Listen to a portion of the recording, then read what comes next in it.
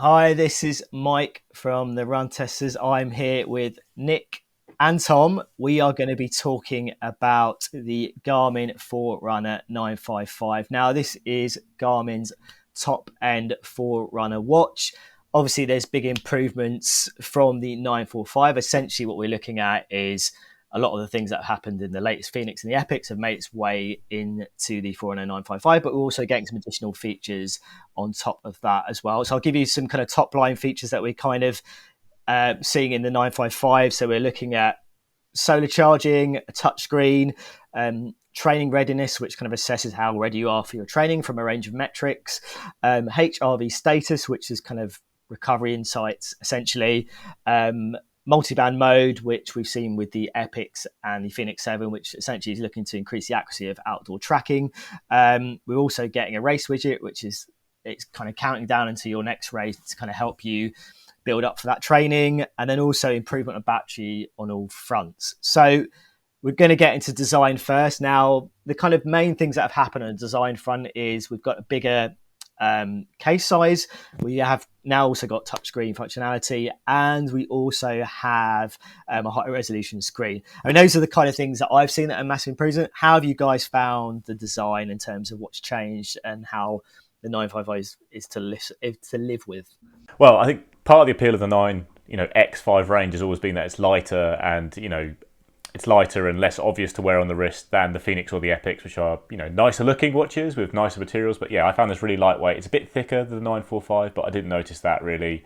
I found it a very comfortable watch to wear. The screen with the solar panels, I think this is kind of across Garmin's range. Once the solar panels get involved, the screen maybe isn't quite as sharp as the materials they use without the solar panels, but it was still very nice. Coming from the Epics, the screen was a bit of a downgrade, but in general, yeah, I really liked the design and living with the watch. It's been very comfortable. Yeah, I really like it. I haven't tested the Phoenix 7 like you guys, so I'm coming back from the Phoenix 6. But even from the Phoenix 6, I think the design is a little bit of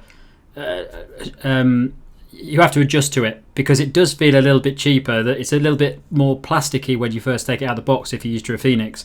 But after wearing it for a month, I actually really like it now. I actually think it looks like a pretty slick, nice watch, and I kind of prefer it to using my Phoenix 6. So yeah, I think it looks great, and things like I think the screen's very clear. I haven't tried the Epics, so you'll probably you've got comparisons with the Epics, which probably make this screen look a little bit worse. But for me, I think it looks really nice. I really like the design and the interface as well.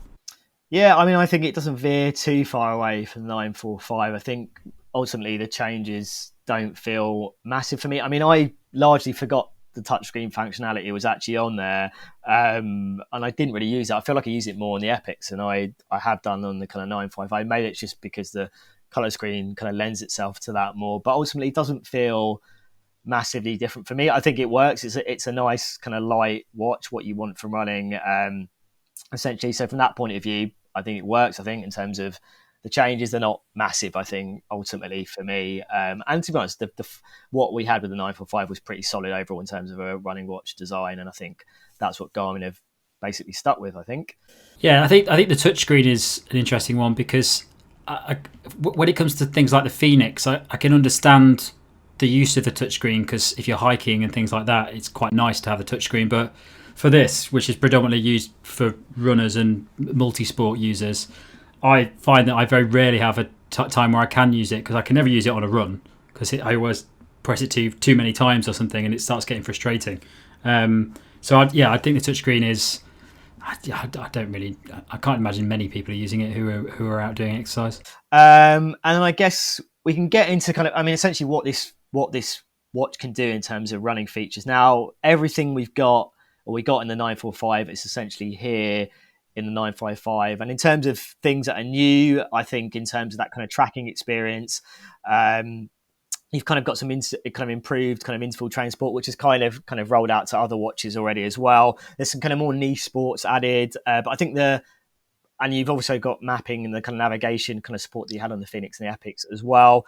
I guess the kind of key one here is the multi-band mode support, which is brought over from the kind of top end Phoenix and the Epics, which is obviously there to kind of essentially improve that outdoor accuracy by kind of, grabbing more kind of frequencies and signals from the kind of supported satellite systems, and to overall improve that accuracy. Now, in terms of, what this watch can do and what that multiband kind of delivers and offers on the 955, how have you guys found it in terms of the performance, and whether does feel like a better, more accurate running watch?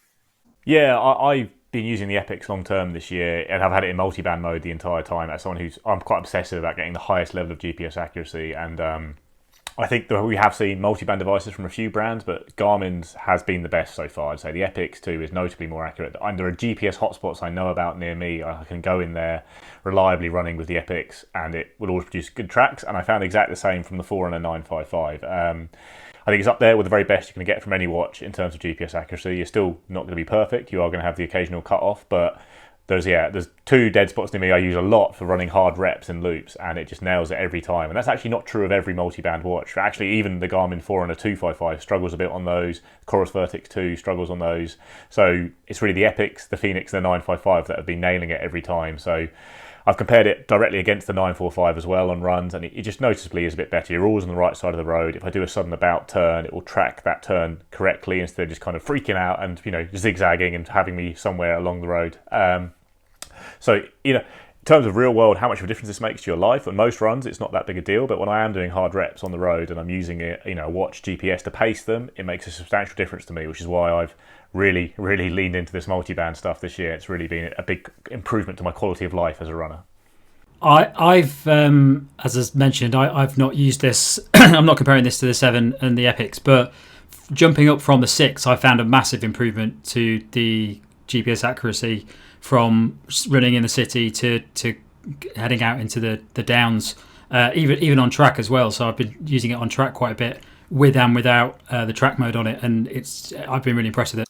Yeah, I mean, I think of all the kind of technologies that have come out in terms of promising to improve that tracking accuracy, the multi-band stuff is by far been the best in terms of performance I've seen. It's the same, the 955, and what I saw when I used the Phoenix, kind of the various Phoenix 7 models, and the Epix as well. It's not perfect, but it's definitely the closest, and I've used it in kind of race environments. I've used it in areas where I know that typically it's, the GPS can be pretty sketchy, and it's definitely been the kind of best performer for me. And I mean, in terms of the other metrics that you're getting here, and obviously heart rate is an important one for a lot of people.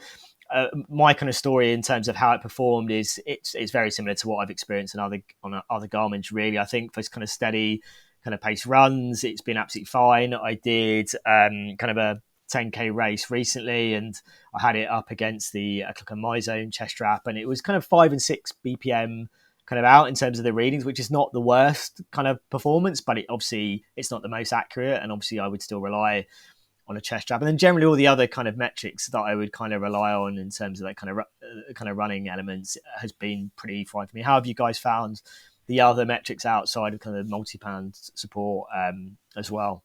I wouldn't say things like the heart rate tracking is blowing me away. It's just pretty good. I've not seen any major anomalies in the data when I've been checking it after my runs, but I'd also say that it's probably when I'm doing track intervals and stuff like that, it's still not 100% there. I'd obviously use a chest strap for stuff like that. Yeah, much the same here. I think actually this has been quite good. I think broadly speaking, I find with Garmin's heart rate tracker that the lighter, the smaller the watch, the better the tracking you get. So the 255 has been excellent for me, and this has been pretty good compared to the Phoenix and the Epix, which are slightly bulkier, heavier watches, but yeah, still not flawless. And with the quality of the training analysis and training readiness you're getting on this watch, you've got to have the best heart rate data in, I think, to make the use of those. So I had a chest strap paired pretty early on to it, and I would that's 100% what I'd recommend to do if you are starting to think about using training readiness and that kind of thing. And then obviously, mapping navigation is a big feature that you get at this price point below the Phoenix and the Epix. So it's a more affordable way to get that full color mapping. Full color mapping. And in terms of the support, you're getting everything you've got from those kind of latest Phoenix and Epix watches.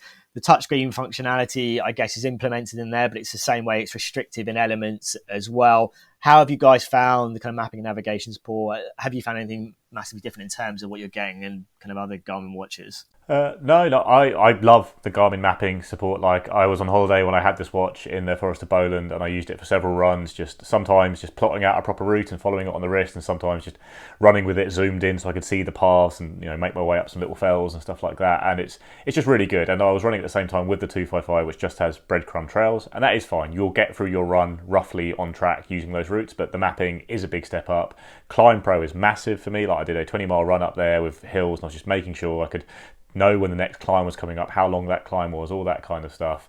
I think it's superb on this. Yeah, it's really easy to follow, and it's exactly the same experience as on the Epix and the Phoenix, except the Epix has a better screen, so it's even better following maps on there.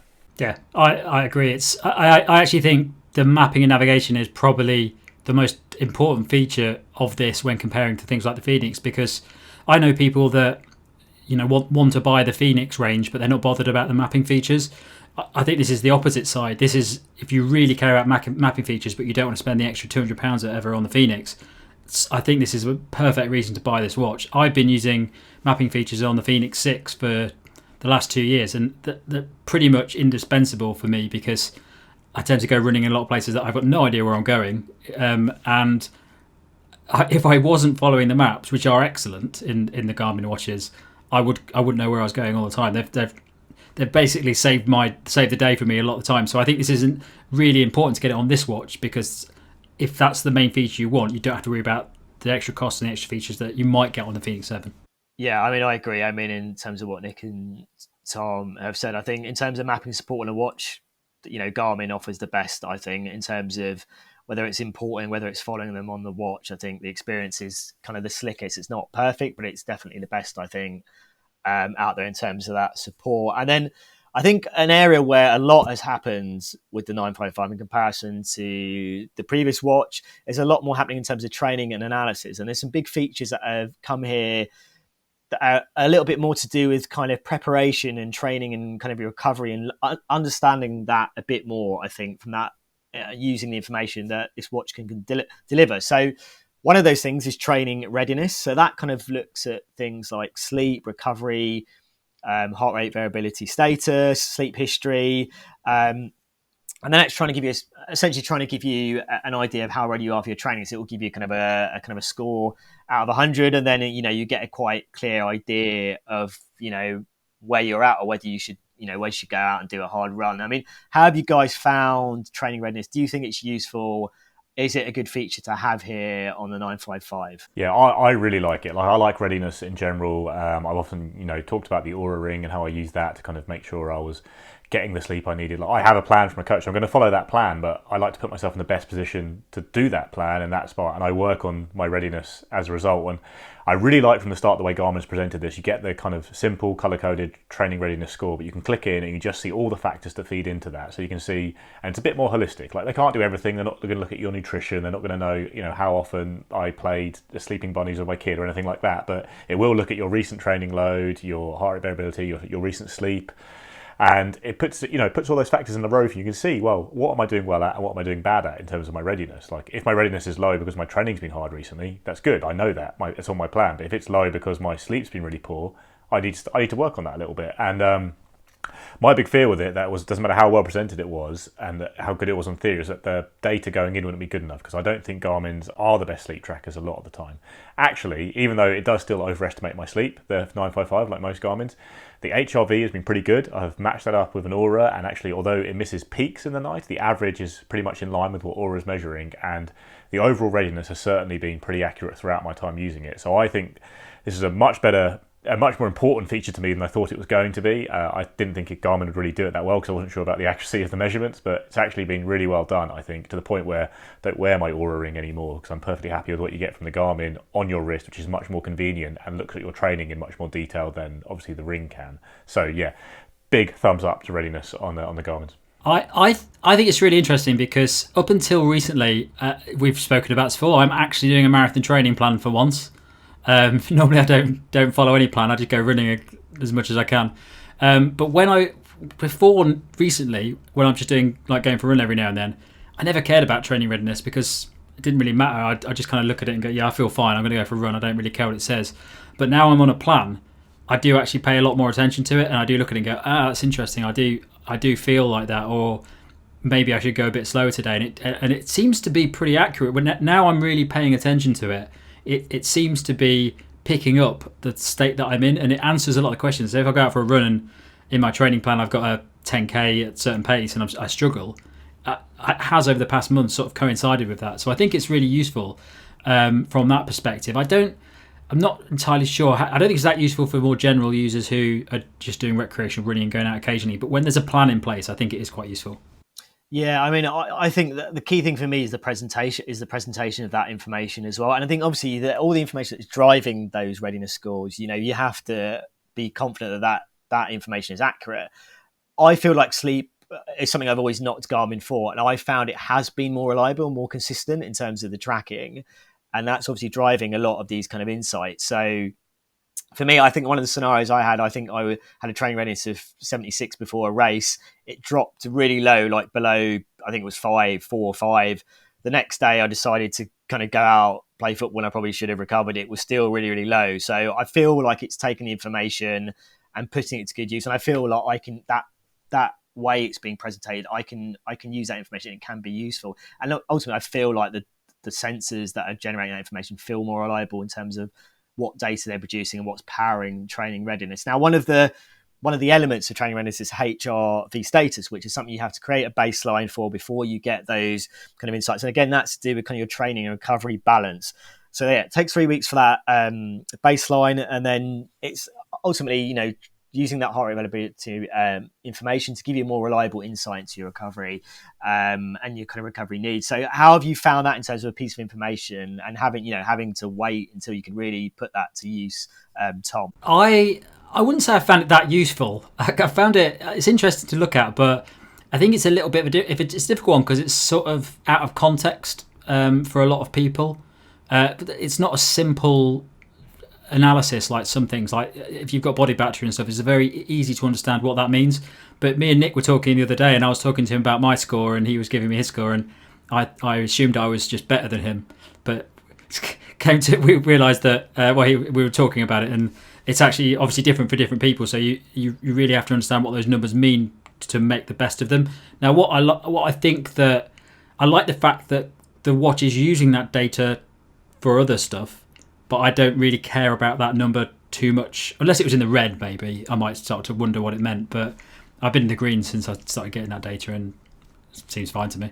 Yeah, I 100% agree with Tom. I think what actually Garmin's done well here is that actual number. I think is almost I don't care about it. I want to look at my training readiness and maybe body battery, and they've taken the data and put it to better use for me, and they've done it in a good way. So that's what I'll use. But like I said, I did check my HRV kind of numbers from Garmin each day against the Oura Ring, and the graphs were more or less in line. Like I said, the Oura Ring I think is more accurate. It always picks up a couple of big spikes in heart rate variability that the Garmin didn't manage to, but the average was broadly in line, and the trend was certainly in line. So yeah, I like it's doing that data, and you can see it now. And I know some people will always rather use that data themselves rather than going into a readiness score that's used algorithms and such. But the algorithms behind readiness in Garmin's watches that are using this score, I think, are pretty good, and I was happy with that result rather than looking at the raw data myself. Yeah, I did the same. I was using my Oura alongside the Garmin as well. The data looked very similar, but I think in kind of isolation, it doesn't feel massively useful. When it's powering things like training readiness, it feels like a more useful metric to have, I think, from that point of view. Now, a couple of kind of lighter kind of features, I guess that Garmin have introduced here that I imagine will kind of start to roll out to other watches as well. One is morning report, which I know Tom is a big fan of. You wake up in the morning, it's going to give you a kind of report in terms of your sleep, any kind of scheduled training sessions that you should have for the day. I think weather as well, your training readiness. I mean, how useful was it as a feature? Is it a nice thing to have? Is it a bit of a gimmick? I mean, how did you guys find having a morning report as a feature on the 955? I think I really like it. I think it's a neat little thing to add to the watch. I always look at it in the morning. It's nice to get that first thing you get up and you go, I'll just check it, just see if there's anything interesting going on. There's never really any interesting going on. I know if I've had a bad sleep. But what I think is important about it is Garmin has turned something that probably is not used by everyone, because there's a lot of data in the morning report. There's 4 or 5 things. A couple of them are relatively advanced, And they're things that many people probably don't look at. So what it does is it packages a few things into a nice little habitual system that forms these habits. So what Garmin's probably done by doing that is that if that continues across all of their watches that they release, they can add more stuff into that, and the feature becomes significantly more prominent and useful than if you have to go into different screens to find it. So I think it's a really nice, neat way of Garmin showing off the data that it's got. I don't think it's anywhere near finished. I don't think it's that useful at the moment, but I think it will become more useful when people start to use it more and more. Yeah, I like it when I would say what I would wish is I wish I could set the time I get the morning report, because basically at 7 o'clock I wake up and I'm woken up by my kid, and she doesn't care about my morning report. I don't want to sit there clicking through screens because she's just woken up, she's excited. I want to play that. So I'd like to go when I actually start thinking about training is probably more like I sat down, had some breakfast, she's got some food, I've got 2 minutes, and I go, okay, I'd like my morning report to be delivered now. And you can just ignore it, and it will just stay on the watch until you click read my morning report. I find that stressful. I'll have it on. I'll have a meeting like first thing and completely forget, and I need to check that morning report. What if there's something that's happened? So I would have liked to see the time and see my normal watch face until I want. So yeah, it'd be nice to maybe go, oh, can I have my morning report at a certain time, please, Garmin? Because I can't read it first thing because I'm being attacked. Yeah, I mean, I thought it was something I would totally ignore, but actually I did find myself looking at it every morning. I think sometimes actually it wouldn't always instantly be there when I woke up. Sometimes you have to kind of wait sometimes for it to kind of kick in. But like you said, Tom, I think maybe it's kind of a view to kind of enhancing this feature over time to make it more useful, make it do more in terms of what it tells you, maybe in what other actionable kind of information. And then another feature that Garmin have added here is the race widget. So this is essentially a kind of way to kind of help you build up to any race that you've got, big race that you've coming up. And the idea is that it will kind of offer you kind of more kind of tailored recommendations and help you kind of feel more prepared for that race. It will also give you works in the kind of predictions to kind of give you a sense of how you're going to do for that distance, which is kind of part of the enhanced kind of visual kind of race predictions. Have you guys found it useful? I found it quite clunky initially to kind of actually get the run onto the watch essentially. But how did you guys find that as a feature on the 955? Yeah, so I thought I'd put the race widget to the limit when we got these watches a month ago, and I put in Race to the Stones, which I think is next week or the week after, just to see what it did with a 100k race. And yeah, it's been interesting. It doesn't seem to actually pick up the fact that I'm doing a race of that distance. It seems to. I still getting the same sort of suggestions that I'd get if I was training for anything really. I've not really had anything out of the ordinary. I have a feeling that the way that it adjusts to the events is not as clever as you probably think. So it's not really taking all the information and adjusting it based on that event. I think it's just sort of compartmentalizing you into a longer race, shorter race, whatever, based on the date, because I'm not really getting a lot. Although I did today, I got a load of information about lowering my volume, which I thought was quite interesting.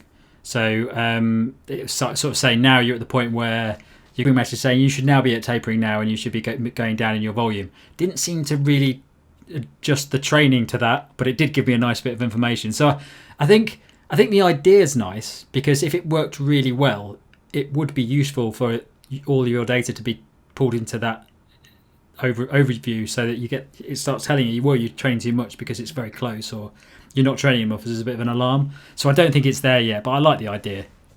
Yeah, the putting races on is not great. Like you have to go and add them in Garmin Connect, and they have a lot of events on there in the database, but they're not. It's a very incomplete list. Like the Berlin Marathon wasn't on the Garmin Connect thing. I had to manually add that into my race calendar. And then look, I don't look at the suggested workouts very much. I turn them off, so I haven't really got. Tom's got some good stuff about that, but I like the little feature. I do say I think there's one clever thing that it does, that when it comes to a race day, it's your race day. It won't show you your readiness, just in case you've got a bad score and you don't want to be put off before the race. You can go and look at it, manually, but it won't be in your morning report and that kind of thing. And I like that when you do a race on your calendar. So I did a 5-mile race. At the end, it flagged up saying, "Oh, is this race you had in your calendar?" Yeah, and then it gives you a special little graphic, which is very nice.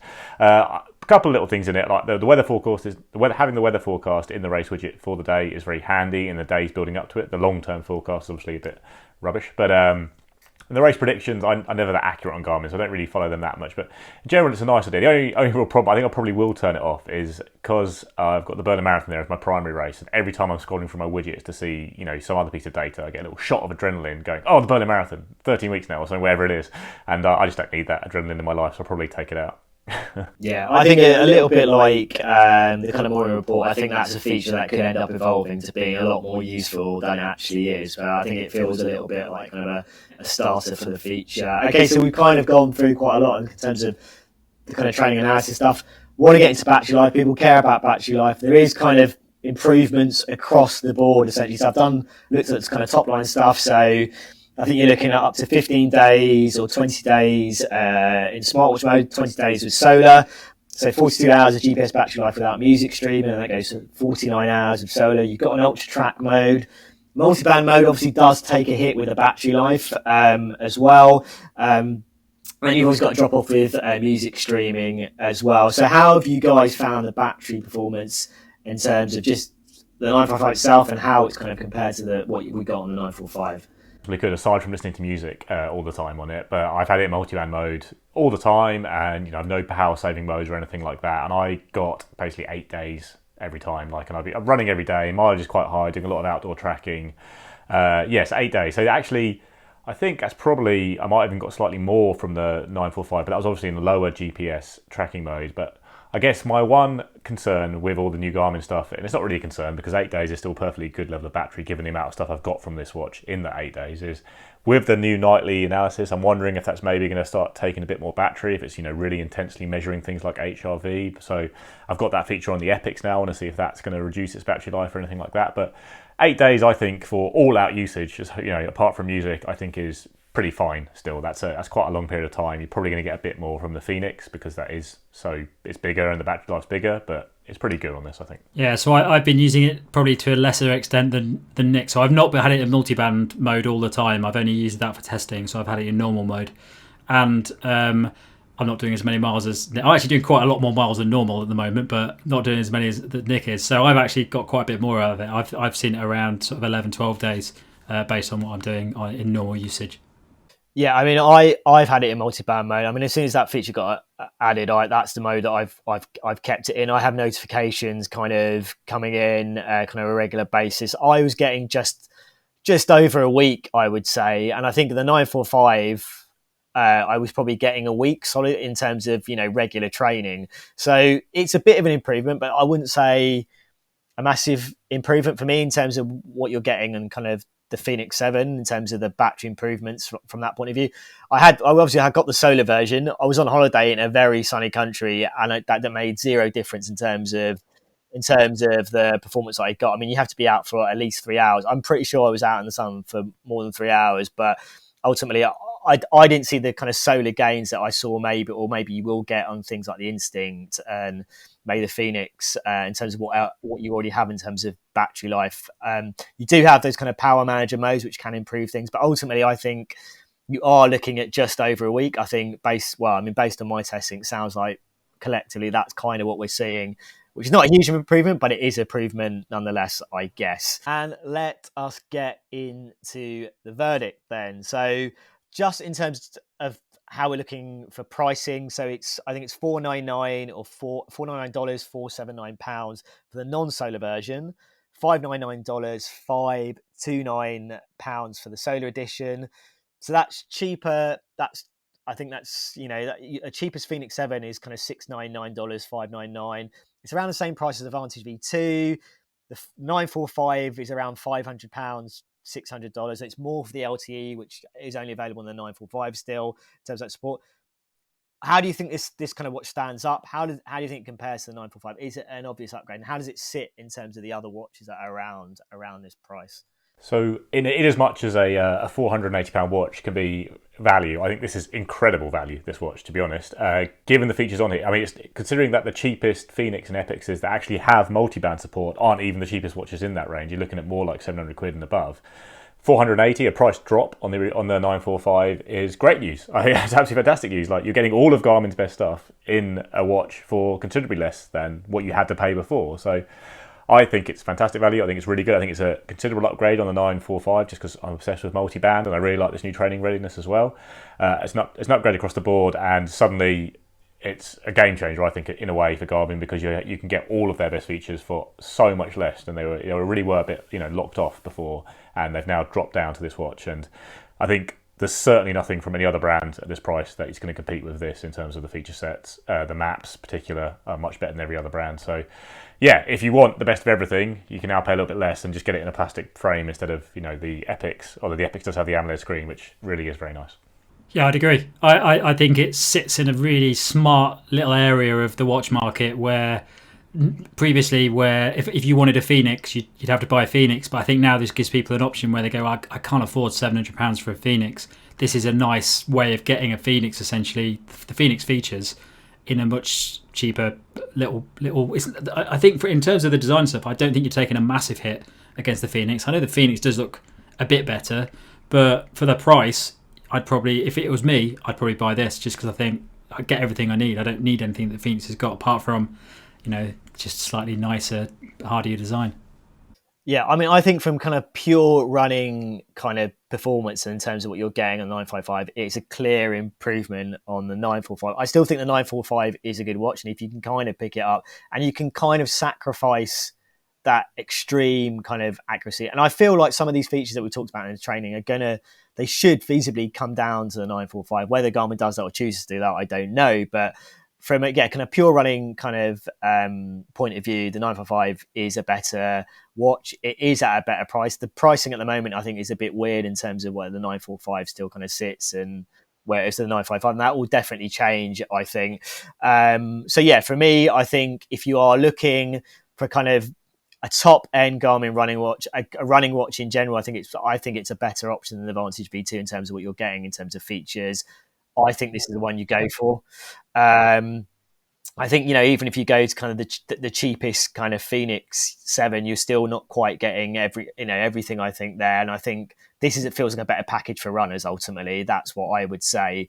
And it's at a better price point. And I think, it will continue to be like that as well. So for me, I think it's another great running watch. And I think if you want a top-end running watch, this is what you get in the 955. I would go 955, wouldn't go for the solar personally, unless you are really going to use that or feel like you're going to make use of that solar power. But I mean, I think most people, let's be honest, won't reap the benefits, I think, of it really.